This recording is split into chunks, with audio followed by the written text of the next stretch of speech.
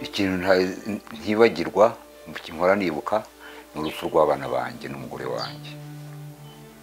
Nicyo kintu kidashobora kumva mu mutwe igihe icyo ari cyo cyose binzamo kwa. Nari mpari ndi kumwe nabo aho twari twihishe mu nzu, nsohoka mbere kuko nanga ko babica ndeba, ndagenda bantemere imbere y'umuryango, ariko sinapfa ku buryo ibyakorwaga mu nzu n'urusaku rwabo nararwumvaga.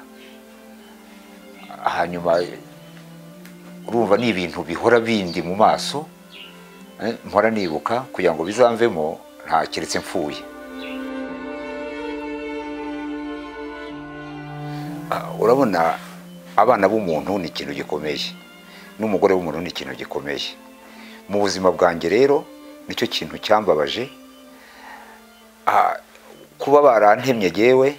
Urabona hano mfite umuhoro, simpabona, niyo mahirwe ngira.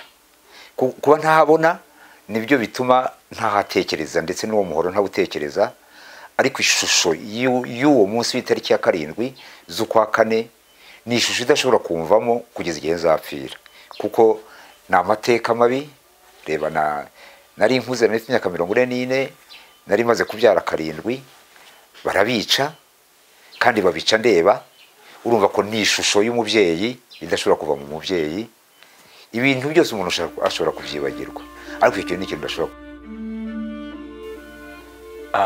Ngiye ku mutima wanjye narabababariye, ariko nubwo nabababariye ntawe nsabye imbabazi. Ariko kugira ngo umutima wanjye wururuke, guhorana umujinya ntacyo bimaze. Igihe cyo nkeneye ni amahoro, kandi amahoro, iki gihugu dufite amahoro, leta yacu iduha amahoro, idufite amahoro. Kugira ngo ngume mu byaha by'inzangano n'iki, ngiye ku giti cyanjye narabababariye, nubwo batansaba imbabazi.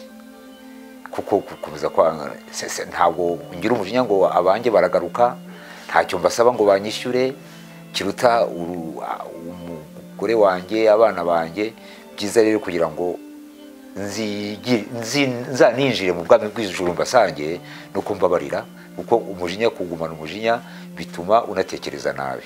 Ntabwo rero muri jyewe narakeye, harimo n'abarekuwe numva ntacyo bintwaye, bari hanze gusa nabo ubwabo ntibashobora kunyiyereka, nanjye kandi sinkeneye kubareba. Ariko nubwo twahura nta kibazo nabo mbafiteho, jyewe narabababariye.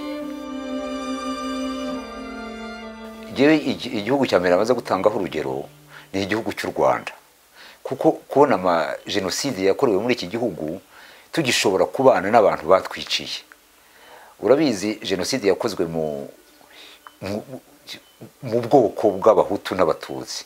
Abahutu bica abatutsi, none kugeza ubu turabana nta rwikekwe.